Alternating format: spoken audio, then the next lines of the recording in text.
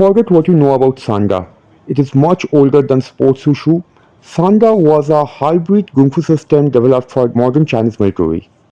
In 1920s, in Kuomintang Military Academy started developing a fighting system based on multiple styles of northern kung fu systems for new recruits.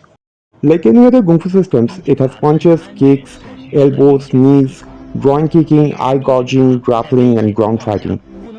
And of course, forms as well that you can see in any styles of kung fu. In 1928, Central Koshu Academy was found and they started promoting full contact Sanda matches for civilians. If you look at earlier Sanda manuals, you can see people are practicing Sanda in standard Kung Fu uniforms. Not only that, many classical Kung Fu training methods were also practiced in Sanda training. Today, Sanda is practiced as a combat sports worldwide, and in different schools around the world they have different training methodology.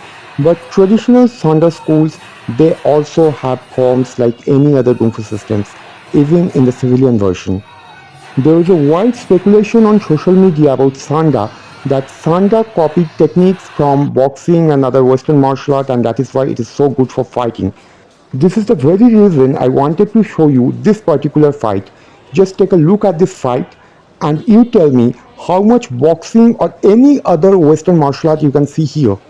As I can see it, it's just kung fu. It's a fact in 1979, Chinese Authority of Sports adopted aspects from foreign martial arts like boxing and wrestling, but they did not adopt the techniques. What they adopted is the refereeing system, scoring system, protective gears, high density foam mattresses, and rule sets. But if you look at the techniques, every single technique you can see in Sanda, it could be any kind of punch or kick or grappling, you will find it in traditional Kung Fu. And look at any Sanda fights. You can check any Sanda fighter's body posture or their fighting stance, how much boxing can you see there. And talking about wrestling, wrestling has always been a part of Chinese martial art. We know about Suai wrestling, Jiaoli wrestling, even most traditional Kung Fu schools have Shuai Fa or wrestling methods. Most major Kung Fu schools of northern China today have their own Sanda programs, even if they are not participating in sports wushu. Because as I said earlier, Sanda is much older than sports wushu.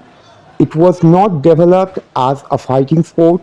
It was developed as a battlefield system like any other styles of Kung Fu. Another crazy theory is Sanda copied from Muay Thai. I do not know how people came up with this idea because if you notice Sanda kicks and Muay Thai kicks, these are completely different. Different martial art may have same kicking technique, but their executions are completely different. Most Sanda tournaments do not allow elbow strikes or knee strikes because of safety reasons, but there are tournaments where these moves are allowed as well. And if you are thinking you cannot call Sanda a Kung Fu system just because it is used as a sports combat and it is new, let me tell you there are many other modern Kung Fu systems which are even newer than Sanda, and there are many systems which has public tournaments.